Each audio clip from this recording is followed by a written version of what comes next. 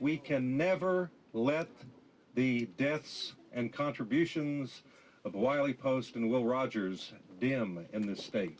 We must keep their memories alive.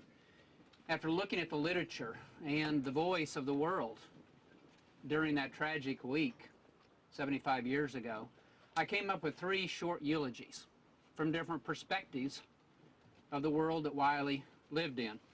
The first was from a brother in arms, a fellow aviator.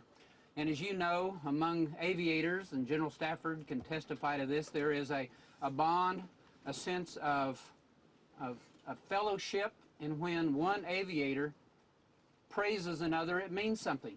And this would have meant a lot to Wiley at the time. And Wiley Post knew more about substratosphere flying than anyone else in the world, said Captain Rickenbacker. He pioneered in that field and opened the eyes of the air world to its tremendous possibilities.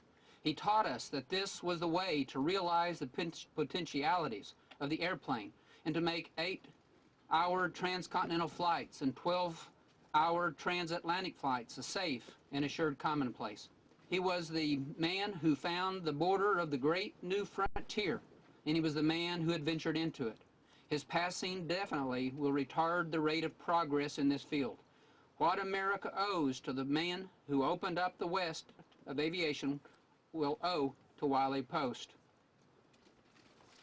Then secondly, Governor E.W. Marlin, who was a supporter of aviation, Marlin Oil Company, later become Conoco, was governor at the time. And these words were delivered by Governor Marlin at the Capitol on August 21st, 1935, with 15,000 people crowded around the state capitol. Wiley Post has come to rest. The body of Oklahoma's son begins the sleep eternal beneath the sod he loved. His spirit, in company with the spirit of Oklahoma's Will Rogers, his pal, takes its flight to that bourne from which no traveler ever returns. Wiley Post flew around the earth. Wiley Post ascended above to heights thought unattainable by man. Today, Wiley Post precedes us, his friends, on that greater journey we all must take someday. Happy landing, Wiley Post, in that heaven of all brave souls. Nothing we poor mortals can say or do will add to the lasting glory of prestige of these 2 Oklahoma sons. At this hour, at this moment, the people of this state, the people pause in their earthly tasks or pleasures to do them honor. We who are assembled here, their Oklahoma kinsmen and friends, can but say to our dear departed, fare thee well, Will Rogers. Fare thee well, Wiley Post. Happy landing. We pilots believe that Wiley and Will are now flying where the weather is always clear and the fuel tanks never run dry. Gordon Post, his younger brother, who happened to be in law school, night law school, at the same time I was there. He was 2 years ahead of me and enrolled when he was past midlife. He may have had a midlife crisis, but I rather doubt it.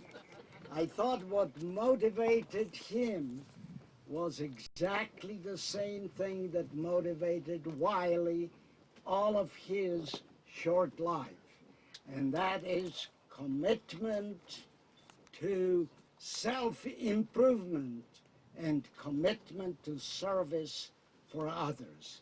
And I believe those 2 characteristics the 2 brothers had in common. I need to complain to you about Chairman Dennis.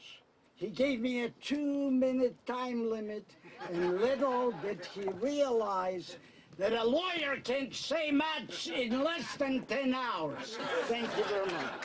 These were not just 2 great Oklahomans and our 2 most famous citizens of the era, but they were 2 of the most famous citizens of the whole world.